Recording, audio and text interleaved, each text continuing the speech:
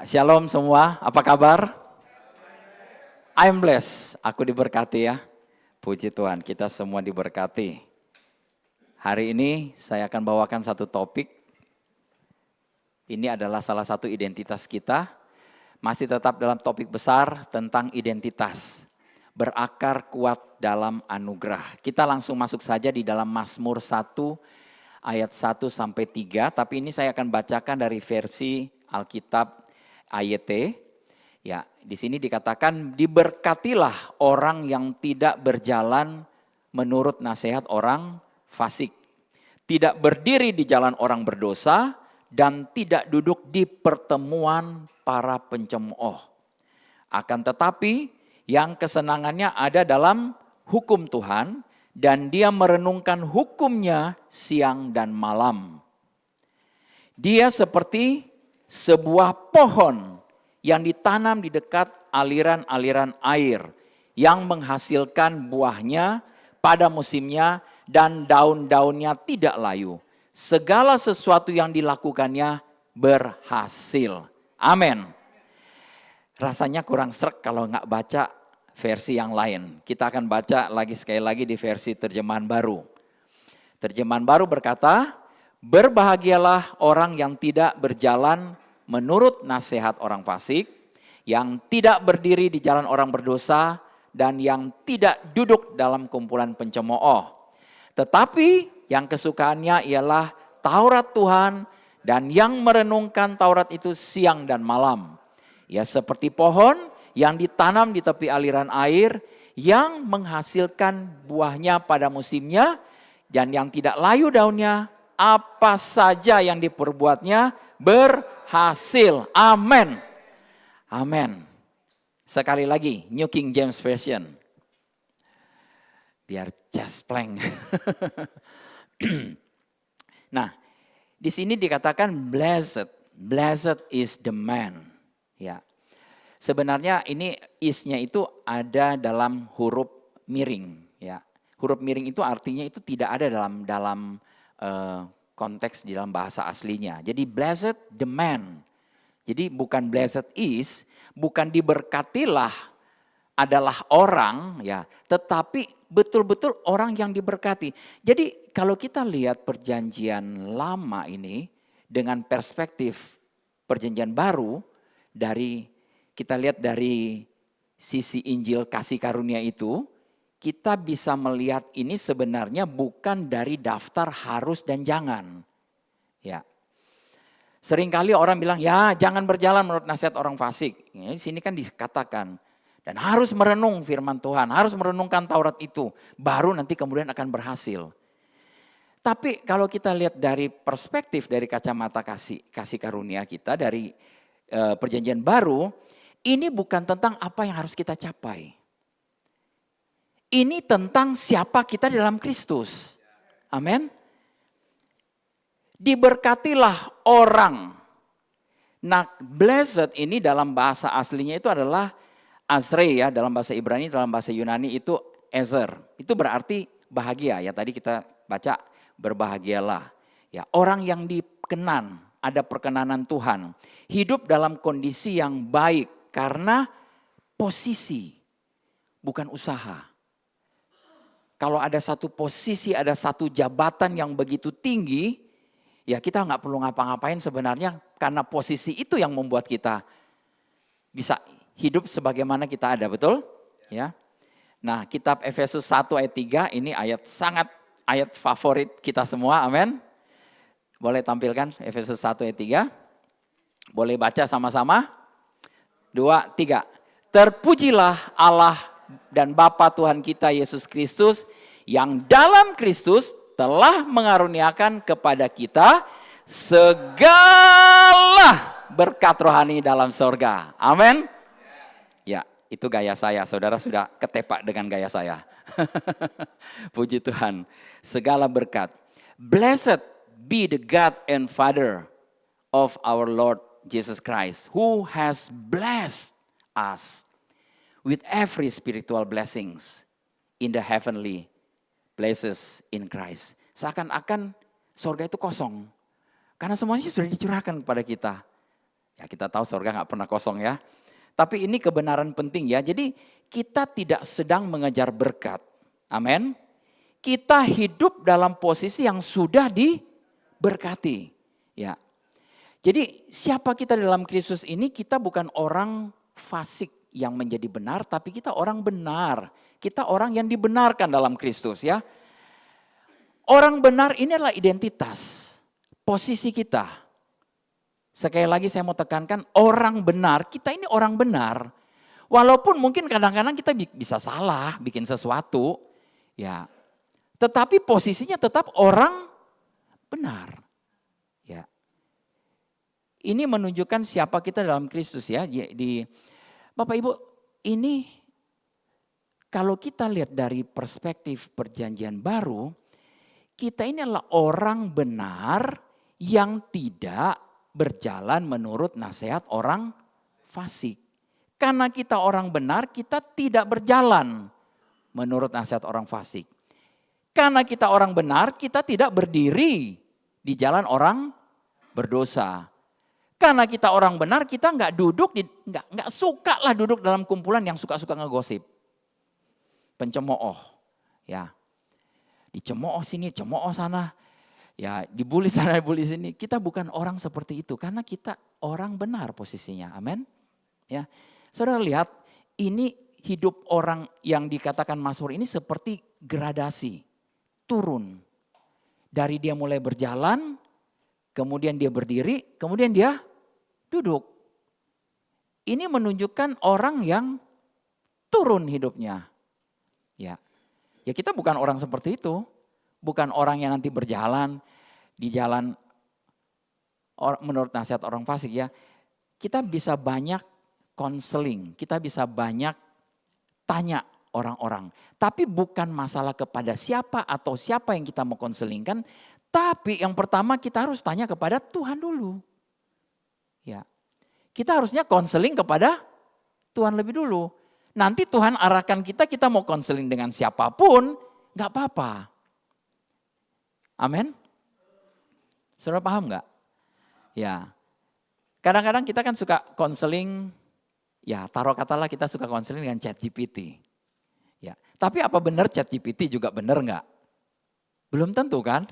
Ya walaupun mungkin kita sudah pasang rambu-rambunya, tapi yang paling pertama kita tanya dulu, Tuhan, aku mau konseling mau konseling ini dengan siapa? Ya pertama-tama kita terus terang kita konseling dengan Tuhan sendiri kan?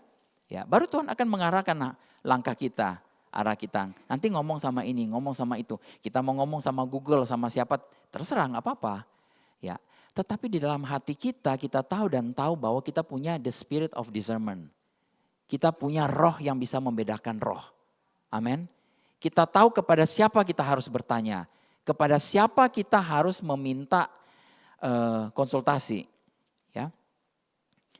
Oke, jadi tadi orang benar itu adalah identitas. Ini menunjukkan siapa kita sekarang di hadapan Allah. Di 2 Korintus 5 ayat 21 ayat berikut berkata, Dia yang tidak mengenal dosa telah dibuatnya menjadi dosa karena kita, supaya dalam siapa?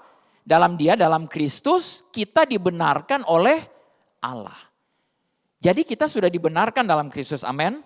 Ya. Nah ayat ini banyak perdebatan di luar sana. Ya semoga di gereja TLW ini kita tidak perlu berdebat ayat ya. Ya. Jadi sebagian orang mengajarkan bahwa Yesus secara harafiah itu menjadi dosa. Dan kemudian ia terpisah dari Allah dan menderita di neraka sebelum kemudian dia bangkit ya, dan dia menang. Tapi yang lain mengajarkan bahwa pandangan ini adalah satu ajaran sesat yang menyangkal keilahian. Ya masakan katanya Tuhan itu menghukum anaknya sendiri, Tuhan kan begitu baik. Nah apapun kata orang di luar sana, ini isu sudah diperdebatkan begitu banyak tahun dan masih akan terus juga nanti tahun-tahun ke depan juga orang akan banyak berdebat soal hal ini. Kenapa Bapak yang begitu baik mau menyerahkan anaknya? Ya kalau Bapak baik saya gak akan mungkin menyerahkan anak saya Edgar untuk sesuatu yang jahat bukan? Ya kalau dia Bapak yang baik kenapa harus begitu? Tetapi kita melihat kasih Tuhan itu tidak terbatas dengan pikiran kita yang kalau guru saya bilang itu segede peanut, segede kacang. Ya, Ya otak kita terus terang segini ya, segede kepalan kita ini ya. Tapi otak kita terbatas, sangat terbatas ya. Jadi di dalam Matius 7, 15 sampai 20 ya, ini ya kita tidak perlu berdebat ayat-ayat, tidak perlu berdebat macam-macam. Ini kita lihat ke firman. Firman berkata, waspadalah terhadap nabi-nabi palsu yang datang kepadamu dengan menyamar seperti domba, tetapi sesungguhnya mereka adalah serigala yang buas. Dari buahnya lah kamu akan mengenal mereka. Dapatkah orang memetik buah anggur dari semak duri atau buah ara dari rumput duri? Demikianlah setiap pohon yang baik menghasilkan buah yang baik. Sedang pohon yang tidak baik menghasilkan buah yang tidak baik. Hari ini kita akan bicara soal pohon, akar, soal buah. Ya, ini simpel banget. Pertanyaannya, kenapa pohon? Tadi kan dikatakan seperti pohon yang ditanam di tepi aliran air. Kenapa sih pohon ya? Pohon yang ditanam, bukan pohon sembarangan. Pohon yang sengaja ditanam di tepi aliran air. Nah pohon ini berbicara, Bapak Ibu kalau kita baca Alkitab, ini berbicara sesuatu yang hidup ya, tapi gak kemana-mana. Kalau kita manusia masih bisa jalan-jalan kemana-mana ya. Tapi kenapa pohon? Karena pohon itu betul-betul Tuhan mau tunjukkan bahwa ini adalah satu identitas kita. Ini kamu itu perlu berakar ke dalam. Cari sumbernya. Dan apalagi kalau itu ditanam di tepi aliran air. Air itu berbicara tentang kebenaran firman Tuhan. Yang terkoneksi. Ya. Selalu terkoneksi ya. Lukas 6 ayat 43-45 berikut ini juga sama ya. Karena tidak ada pohon yang baik yang menghasilkan buah yang tidak. Karena tidak ada pohon yang baik yang menghasilkan buah yang tidak baik. Dan juga tidak ada pohon yang tidak baik yang menghasilkan buah yang baik. Sebab setiap pohon dikenal pada buahnya. Karena dari semak duri orang tidak memetik buah ara. Dan dari duri-duri tidak memetik buah anggur. Orang yang baik mengeluarkan barang yang baik dari perbendaharaan hatinya yang baik. Dan orang yang jahat mengeluarkan barang yang jahat dari perbendaharannya yang jahat. Karena yang diucapkan mulutnya meluap dari hatinya. Jadi dari buahnya lah kamu akan mengenal mereka. Nah Bapak Ibu ingat firman Tuhan ini buat siapa? Buat saya, buat kita. Pada saat saudara membaca ini jangan pikirin nah, si itu. Dia begini, dia begitu. No. Ya. Kita harus selalu kembali kepada firman itu untuk kita. Pelita bagi kakiku. Terang bagi jalanku. Ya. Saya sama sekali tidak akan terpengaruhi oleh orang-orang yang berperang dengan media sosial. Menggunakan ayat-ayat. Saya akan ambil satu ayat yang betul-betul saya renungin. Saya tampilin ayat itu di media sosial saya. Karena itu ayat yang hidup di saya. Buat saya. Dan semoga memberkati orang-orang. Amin. Ya, kita tidak perlu ambil ayat terus kita mau nyerang sana sini. Ya, kita ambil ayat firman Tuhan untuk diri kita. Karena ingat firman itu pelita bagi kaki kita dan terang bagi jalan kita. Bukan untuk nyenterin muka orang. Ingat ya kita pakai senter yang gede lagi, lampu sorot yang gede disorot. Tuh salah kamu di sini di situ. Ya, selalu firman itu buat kita pribadi. Ya, kita ambil kebenaran firman itu kita renungkan. Jadi ayat-ayat ini pun buat kita pribadi. Ya. Kita tahu firman Tuhan sudah bilang orang yang baik mengeluarkan barang yang baik dari perbendaharaan hatinya. Kalau kita baik, kita pasti akan mengeluarkan perbendaharaan yang baik. Ketika kita ngobrol pun orang penuh dengan damai sejahtera. Orang diberkati. Ya. Dan orang yang jahat mengeluarkan barang yang jahat. Kita nggak usah, kita ngobrol sama satu orang pun kita langsung lihat apa yang ada dalam isi hatinya. Ya. Bapak Ibu sering ketemu orang-orang seperti itu kan. Rasa-rasanya bilang tolong selamatkan aku mau pergi cepat-cepat dari kumpulan orang ini atau dari pergaulan orang ini, ya. Mengeluarkan barang yang jahat dari perbendaharaan yang jahat. Karena yang diucapkan mulutnya meluap dari hati. Ya, firman Tuhan sudah ingatkan kepada kita semua. Jadi dari buahnya lah kamu akan mengenal mereka. Nah, bicara soal buah, apa sih buah? Kita sering berpikir buah itu sebagai sesuatu yang bisa dimakan kan ya. Benar ya, itu benar ya, nggak salah. Tapi dalam konteks ini saya percaya bahwa buah itu berbicara tentang bagaimana sebuah pohon atau bagaimana sebuah pokok anggur itu menghasilkan keturunan, mereproduksi. Apa yang keluar dari pohon itu? Apa yang keluar dari pokok anggur itu? Ya, pokok anggur, ada pokok anggur. Saya pernah pergi ke tempat yang kita pernah diajak, Bu Yeni waktu itu pernah ke salah satu di kilometer berapa itu, ada bapak itu yang menanam anggurnya. Ya saya lihat anggurnya sih oke-oke aja, tapi begitu dipetik ya rasanya asam, belum sesuai. Ya entah karena tanahnya atau karena apanya, ya.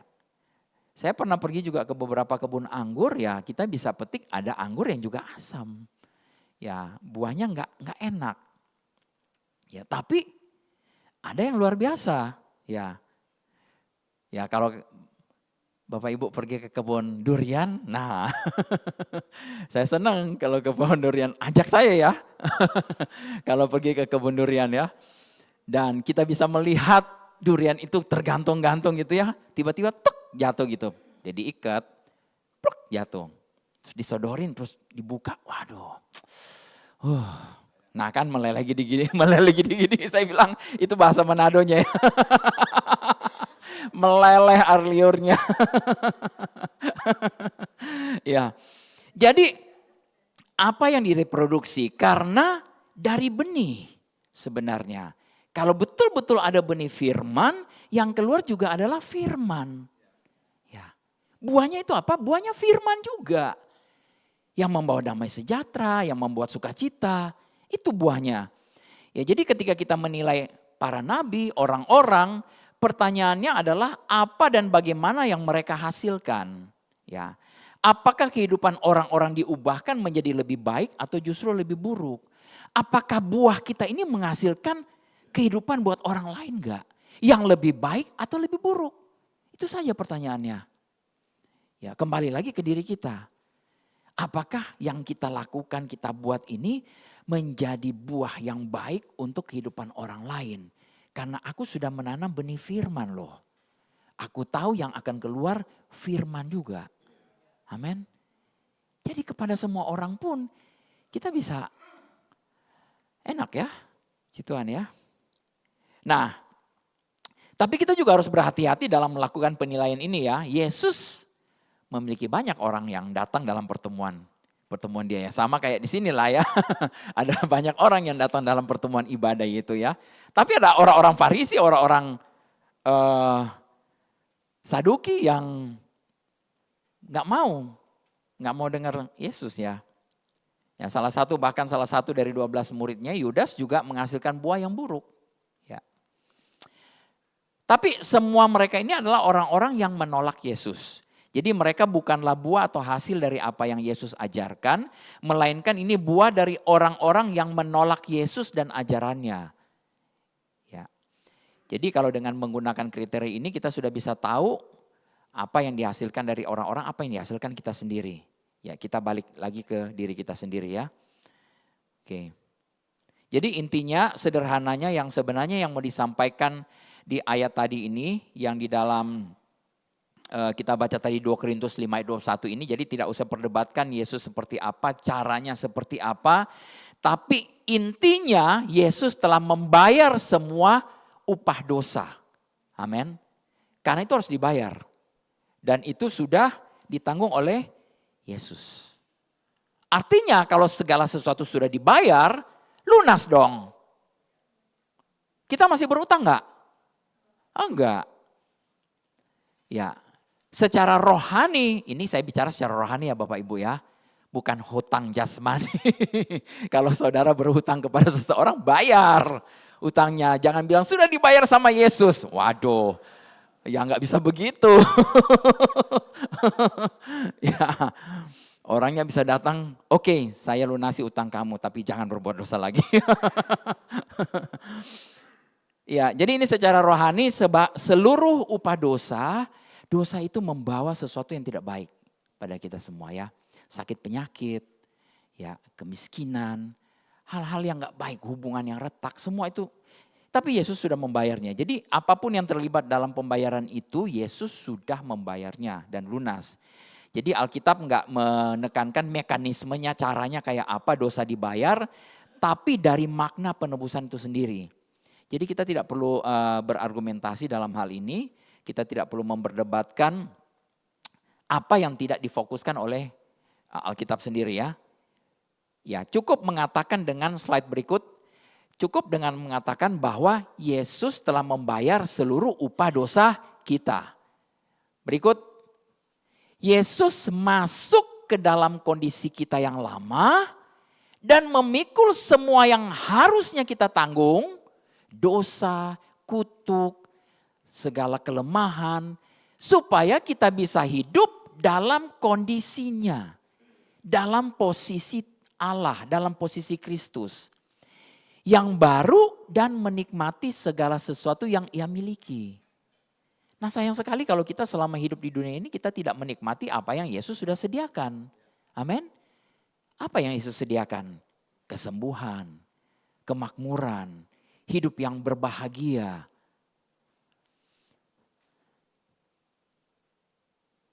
Puji Tuhan.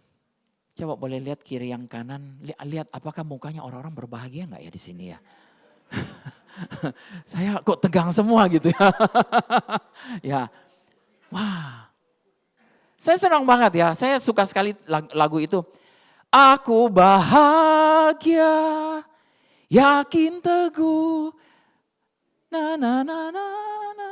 Ya. Amin. Tapi ahli warisnya ya dan seterusnya saudara lebih tahu ya.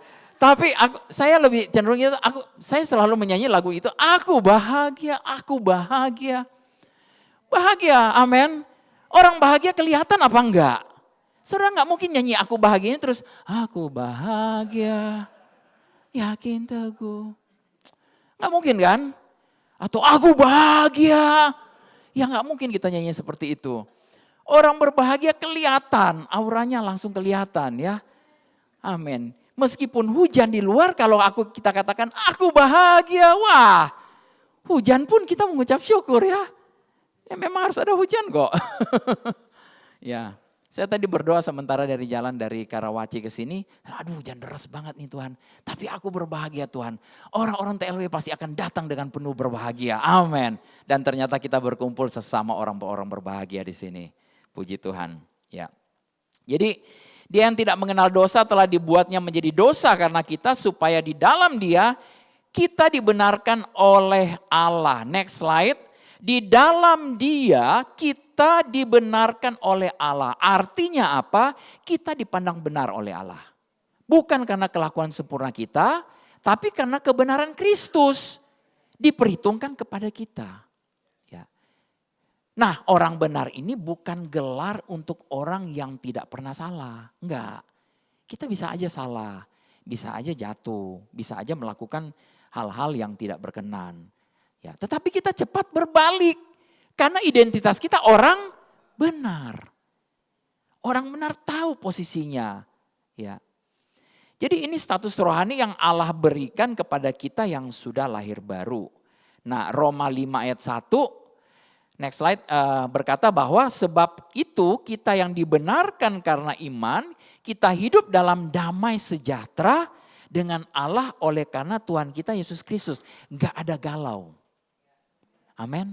Tidak ada galau, tidak ada bingung, tidak pusing. Ya, apapun yang terjadi dalam dunia sana, dalam bisnisnya, pekerjaannya, di tengah keluarga, hubungan dan lainnya, selalu ada yang namanya damai sejahtera.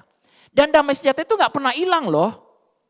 Ya, ada yang bilang, saya kok rasanya kayak kehilangan damai sejahtera. Bukan, sebenarnya damai sejahtera itu sementara mengarahkan kita. Kita kehilangan keinginan mungkin untuk pergi ke satu tempat. Kita kehilangan keinginan fokus untuk satu hal. Karena apa? Karena damai sejahtera yang menuntun hidup kita. Kita tidak pernah kehilangan damai sejahtera. Amin. Begitu juga dengan sukacita. Itu kan buah roh semua. Ya, kita tidak pernah kehilangan kasih. Sukacita nggak pernah kehilangan. Orang mau ngatain apa kita pun tidak pernah kehilangan. Karena itu ada selalu dalam kita. Ya, cuman seringkali tertutup. Karena apa? Salah fokus. Kalau kita fokus pada kesalahan-kesalahan orang, ya kita akan kepahitan. Nah, next slide. Kita telah dibenarkan karena iman. Karena itu kita tidak berjalan menurut nasihat orang fasik. Bukan karena kita menahan diri ya, tapi karena identitas kita sudah berubah. Ya, ini alamiah bagi manusia baru untuk tidak nyaman dalam hidup pola yang lama. Kita gak nyaman kok, betul? Gak nyaman dengan hal-hal yang sudahlah itu masa lalu sudah. Jangan diingat-ingat ya. Terlintas dalam pikiran pun jangan. Ngapain? Nah, perilaku itu mengikuti identitas. Bukan sebaliknya. Perilaku kita akan mengikuti identitas. Jadi ada dua pola hidup yang sangat berbeda. Dulu kita mungkin hidup karena pola agama, karena hukum-hukum. Kita tahu kita berubah dulu, kita baru diterima, nanti disebut benar. Tapi urutannya bukan seperti itu. Ini adalah usaha manusia. Akibatnya hidup akan tertekan, stres. Harus ke gereja, harus begini, harus dan begitu, harus semua. Tetapi dalam Injil kasih karunia itu dikatakan kita itu diterima dulu, Tuhan menerima kita dulu. Ini identitas kita yang baru, identitas kita yang berubah, perilakunya akan menyusul, berubah. Nah, kalau perilakunya nggak berubah-berubah artinya kita belum tahu bahwa kita ini sudah diterima, dikasihi, disayang. Hari ini saya mau katakan kepada kita semua Bapak Ibu, kita ini benar-benar dikasihi, disayang oleh Tuhan. Amin. Ini identitas kita sebenarnya. Ya. Nah, hiduplah dari identitas kita itu. Ya, Allah menerima kita dalam Kristus, identitas kita berubah, kita jadi orang benar bukan karena perbuatan kita, dan perilaku kita perlahan-lahan mengikuti identitas kita itu. Ya, jadi kita dibenarkan oleh iman, Roma 5 ayat 1 tadi berkata ya. Nah, contoh sederhananya, seorang anak itu akan taat kepada orang tua bukan karena dipaksa, tetapi karena dia tahu dia diakui sebagai anak, ya. Sedangkan seorang budak akan bekerja keras untuk mendapatkan perkenanan dari tuannya. Ya, berbeda antara anak dan budak, ya. Nah, Injil, kabar baik ini mengubah posisi kita yang tadinya budak itu menjadi anak. Dan anak yang sangat dikasihi. Anak yang sangat disayang. Puji Tuhan. Mungkin buat teman-teman yang belum punya anak, waduh. Carilah anak-anak rohani. Carilah anak-anak rohani. Tapi kalau yang sudah punya anak kita akan tahu betapa kita menyayangi anak-anak kita. Apalagi Bapa kita di surga. Amin ya. Puji Tuhan. Ya, ini anak yang hidup dari hubungan ya. Kita jadi anak yang punya hubungan. Ya percuma kalau kita jadi anak terus kita diam-diaman sama orang tua kita. Orang tua diamin anak, anak diamin orang tua yang gak ada hubungan. Di Roma 8 ayat 15 berkata, sebab kamu tidak menerima roh perbudakan yang membuat kamu menjadi takut lagi. Tetapi kamu telah menerima roh yang menjadikan kamu anak Allah. Oleh roh itu kita berseru, ya Aba, ya Bapa. Ini luar biasa. Ya Aba, ya Bapa. Kita bisa panggil dia Bapa. Ini bukan sembarangan. Orang di luar sana tidak bisa memanggil dia Bapa. Kita anak-anaknya bisa memanggil dia Bapa. Ya jadi kalau contoh praktis sehari-hari Bapak Ibu dalam kehidupan kita melawan segala macam termasuk dalam hal dosa ya. Bukan seperti ini, bukan kita harus berhenti berdosa, bukan harus melawan dosa supaya Tuhan mengasihi kita. Tidak. Kita harus tahu bahwa karena kita sudah dikasih, kita sudah dibenarkan, karena itu saya nggak akan nyaman hidup dalam dosa. Benar? Ya, kita dikasih, betul-betul dikasih, disayang. Kenapa? Karena dosa itu akan membuat hubungan kita dengan Bapa itu terpisah. Ya. Dan Roma 6 ayat 14 berkata, sebab kamu tidak akan dikuasai lagi oleh dosa. Coba ngomong ini, berani gak Bapak Ibu? Ganti kata kamu dengan nama sendiri. Boleh? 2, 3. Sebab Dolfi tidak akan dikuasai lagi oleh dosa. Karena Dolfi tidak berada di bawah hukum Taurat, tetapi di bawah kasih karunia. Amin. Amin. Ini sebenarnya kayaknya terjemahannya agak berbeda ya Bu Heni ya. Ini under the grace ya, under charis, di bawah anugerah. Ya. Kalau Dolfi tidak dikuasai lagi oleh dosa, artinya Dolfi tidak lagi senang dengan dosa. Betul? Ini bisa saudara afirmasi, akuin terus menerus. Tiap hari. Ya, ini menyadarkan kita bahwa posisi kita adalah orang benar. Ya. Bagaimana sih kalau orang yang dikuasai oleh dosa? Dengan membiarkan dirinya ya diikat oleh dosa. Ya. Jadi kalau kita akui, oke, Dolfi kamu bukan lagi orang yang dikuasai oleh dosa. Yes. Karena saya tidak di bawah hukum Taurat, tapi saya di bawah anugerah Tuhan. Ya.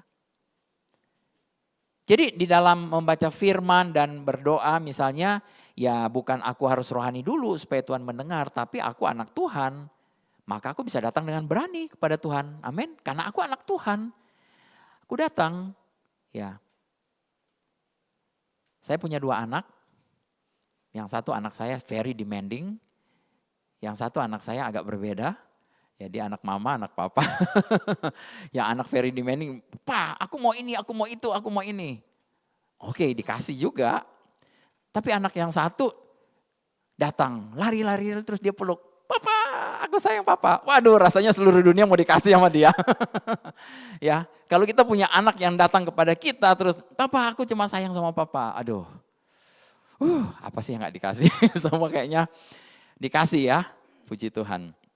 Ya jadi ya kalau kita dalam kegagalan ya bukan aku gagal terus identitas kita runtuh. Tetapi kita gagal kita kembali kepada identitas kita dalam Kristus.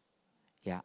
Roma 8 ayat 1 demikianlah sekarang tidak ada penghukuman bagi mereka yang ada dalam Kristus Yesus. Nah pertanyaannya apakah Bapak Ibu semua dalam Kristus? Yes, berarti tidak ada lagi penghukuman. Nah ada pohon yang berbuah ya. Saya kasih satu ilustrasi sini coba tampilin pohonnya. Nah. Segar nih kalau lihat pohon ini.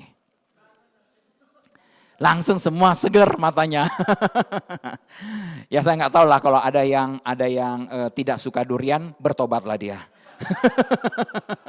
Ya, karena saya suka sekali durian. Ya, pohon durian ini tidak berusaha menghasilkan buah. Karena dia pohon durian, dia pasti akan keluar buah durian. Dia nggak mungkin keluarin buah semangka. Ya, pohon menghasilkan buah karena ia pohon yang hidup, bukan pohon yang mati. Pohon yang mati tidak akan berbuah. Ya, Yesus berkata di Matius 7:17 bahwa pohon yang baik menghasilkan buah yang baik. Ya, tetap dulu di pohonnya. Ya, karena saya masih tetap suka sekali nih buah ini. Ya. Pohon yang baik ya, pohon yang hidup pasti menghasilkan buah. Kalau dia sudah mati tidak akan menghasilkan buah. Ya. Kenapa? Ini orang-orang yang berbuah ini karena kesenangannya dalam firman. Nah ini bukan kewajiban sama sekali Bapak Ibu. Tapi ini adalah satu hubungan. Ya. Saya bicara ini yang kesukaannya, ya. Di next slide ya. Tapi yang kesukaannya ialah Taurat Tuhan. Dan yang merenungkan Taurat itu siang dan malam. Nah, dalam konteksnya waktu Daud menulis Mazmur ini, itu yang ada hanya kitab Taurat. Ya, Kejadian, Keluaran, Imamat, Bilangan, Ulangan. Tetapi puji Tuhan kita sekarang ini dalam kasih karunia, kita hidup di dalam satu Alkitab yang sudah dikanon, yang lengkap ya, dari Kejadian sampai Wahyu. Ini komplit sebenarnya, sudah luar biasa. Jadi dalam konteks kita ini sekarang kita merenungkan keseluruhan. Ya. Tetapi bukan kejar target. Bukan kejar target. Kita tidak perlu kejar target, harus selesai berapa pasal satu hari. Enggak. Ya. Yang penting saudara perlu suka dulu. Nah bahayanya kalau nggak suka. Ya saya punya banyak kesukaan, banyak aktivitas. Ya saya tahu banyak anak-anak muda di sini juga suka game, suka banyak macam-macam. Ya. Tapi jangan hindarin kesukaan ini. Ya. Karena kesukaan ini adalah hidup kita. Ya, hidup dan mati kita ada di sini gitu ya, kesukaan ini ya. Ya, dan orang yang lahir baru ini secara alami ini haus akan firman. Ya. Bukan karena takut hukuman, tapi karena roh kita itu betul-betul akan mengenali suara Tuhan. Suara gembala kita. Nah, Yohanes 10 ayat 27 berkata, "Domba-dombaku mendengar suaraku dan aku mengenal mereka dan mereka mengikut aku." Nah ayat ini menegaskan sebuah janji bagi kita semua, bukan kita akan mendengar suara Tuhan, bukan kita nanti bisa mendengar suara Tuhan, tapi kita mendengar. Teman saya ada bilang begini, bagaimana sih cara mendengar suara Tuhan? Saya bilang bukan bagaimana caranya, tetapi kita harus tahu dan tahu bahwa kita itu sudah mendengar sebenarnya. Tapi seringkali kita ignore. Kita mengabaikan. Kenapa? Karena suara dari luar begitu keras. Ya. Berapa banyak dari kita fokusnya pada WhatsApp terus. Ya. Teman saya bilang jarinya menari-nari.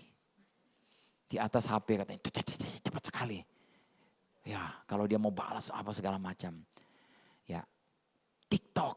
Waduh. Saya nggak tahu kenapa disebut nama TikTok gitu loh ya. Mungkin orangnya suka kejeduk-kejeduk gitu. TikTok. Banyak hal. Media sosial itu begitu menarik perhatian kita. Tapi puji Tuhan di dalam media sosial juga banyak kebenaran. Ya kita bisa bagikan lebih banyak lagi firman Tuhan di situ ya. Nah jadi kita bukan hanya mungkin dapat mendengar suaranya, tetapi sesungguhnya kita mendengar. Ya mereka merasa tidak dapat mendengar, orang-orang merasa tidak dapat mendengar suara Tuhan, padahal firman Tuhan yang benar itu bukan pengalaman kita. Ya. Kalau ada pengalaman yang mengatakan bertentangan dengan kebenaran, ya tetap kita pegang kebenaran lah ya. Kalau hidupmu sekarang kita belum sembuh, itu bukan berarti kebenarannya yang enggak. Kita tahu bahwa oleh bilur-bilurnya kita telah sembuh. Ya. Nah, kita percaya saja bahwa kita sudah sembuh.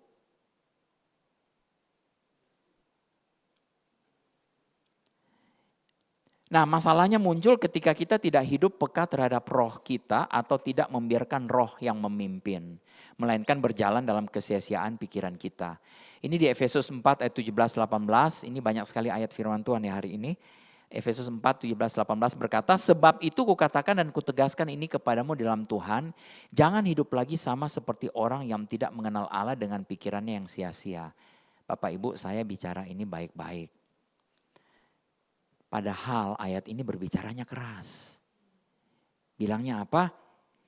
Jangan hidup lagi sama seperti orang-orang yang tidak mengenal Allah dengan pikiran yang sia-sia. Nah gitu harusnya. Kalau saya bentak kayak begitu baru mungkin saudara ini ya. Tadi saya ngomongnya enak mungkin. Tapi harusnya mungkin kayak begini. Jangan hidup lagi sama. Yang pikirannya apa? Sia-sia. Dan pekerjaannya yang gelap. Jauh dari hidup persekutuan dengan Allah. Oleh sebab itu kita harus sering-sering kumpul-kumpul. Amin. Jangan langsung pulang-pulang Bapak Ibu. Ya, kumpul ngobrol di sini karena firman yang diomongin di sini.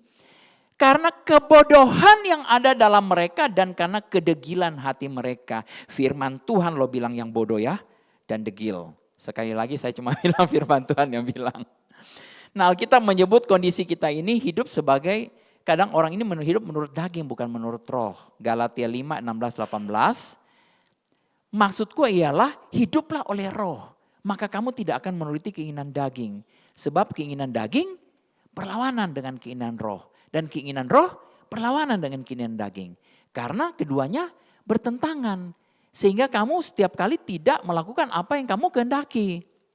Oleh sebab itu ikutlah DI sebentar. Yang tidak ikut DI artinya hidup Bapak Ibu yang jawab. Ya, ini bukan intimidasi Bapak Ibu. Sorry, saya tidak mengintimidasi tapi saya hanya menghimbau. Senang karena yang diomongin setiap kali ada didiskusikan, diomongkan itu kita mendapat pewahyuan yang baru dan baru lagi ya. Ya, karena itu disiplin-disiplin rohani seperti berdoa, membaca firman, merenungkan firman, berpuasa, persekutuan dengan sesama anak-anak Tuhan itu penting. Ya. Dan TLW ini sudah mengakomodasi. Kita punya namanya BBL tiap hari. Ya. Senin sampai Jumat. Ya. Hari Sabtu dan hari Minggu aja pagi-pagi Bapak Ibu agak lowong. Ya Bu Yani bilang, Pak Dolfi gimana ya kalau misalnya nanti gimana orang-orang itu loh. Saya bilang ya coba aja. Kalau memang libur apakah orang berdoa berbahasa lidah? Apakah orang merenungkan firman? Belum tentu. Jadi ini puji Tuhan kalau ada fasilitas seperti ini. Dan bukan satu orang yang kerjakan kan? Ada tim. Nah, Bapak Ibu yang mau ikut dalam tim masuk dalam tim ini. Ya, jadi satu kebiasaan yang baik. Ya, karena ya kita ini harusnya hidup dalam roh kan, dituntun oleh roh ya. Nah, Yohanes 4 ayat 24 berkata Allah itu roh dan barang siapa menyembah dia harus menyembahnya dalam roh dan kebenaran. Ini sayang sekali waktu saya sudah mau selesai padahal saya baru mau masuk dalam akar. Berakar. Oke, saya lanjut cepat ya. Ia seperti pohon yang ditanam di tepi aliran air. Perhatikan, pohon ditanam bukan menanam dirinya sendiri. Dengan sengaja ditanam. Air itu mengalir terus, bukan tergantung pada musim hujan. Ya. Jadi dalam Kristus di Kolose 2 ayat 6, ya, kamu telah menerima Kristus Yesus Tuhan kita karena itu hendaklah hidupmu tetap di dalam Dia. Hendaklah kamu berakar di dalam Dia. Berakar itu artinya betul-betul nancep kepada firman-Nya, kepada Kristus. Dibangun di atas Dia, hendaklah kamu bertambah teguh dalam iman. Kalau kita berakar di dalam kebenaran firman Tuhan, ya, tidak mungkin kita akan goyang. Ya, iman kita tidak mungkin akan goyang. Ya. Bertambah teguh dalam iman yang telah diajarkan kepadamu. Siapa yang mengajarkan kita? Roh Kudus. Mengajarkan kita mungkin lewat guru-guru, lewat saya. Saya juga diajar oleh Roh Kudus, saya juga diajar oleh guru-guru. Ya. Dan hendaklah hatimu melimpah dengan syukur. Puji Tuhan, terima kasih Tuhan ada TLW di sini. Hari ini kita bisa makan, luar biasa. Bapak Ibu, kita perlu apresiasi ya dengan orang-orang yang mempersiapkan hal ini. Saya tahu hari ini kan hujan. Mereka untuk ngangkat, naik ke mobil, mungkin bisa basah. Ya, nyampe ke sini. Angkat berat-berat, saya tadi sempat angkat, ya puji Tuhan. Dibilang jangan-jangan Pak Dolfi. Enggak, saya mau angkat. Terus dibilang begini, nanti Pak Dolfi dapat 2 porsi kalau begitu. Waduh, saya bisa tambah semangat. Ya, jadi ini ilustrasi ini kamu telah menerima Kristus Yesus berakar dalam Dia, artinya kita tidak hidup dari kekuatan kita sendiri. Amin. Ya, kita tidak tergantung dari situasi, kita tidak kering walaupun kelihatan keadaan sulit. Ya. Kemarin market crash. Ya, orang-orang heboh. Saham pada anjlok 8%. Pada teriak-teriak. Saya bilang puji Tuhan, saatnya beli saham. Haleluya. Dan langsung betul naik. Puji Tuhan ya.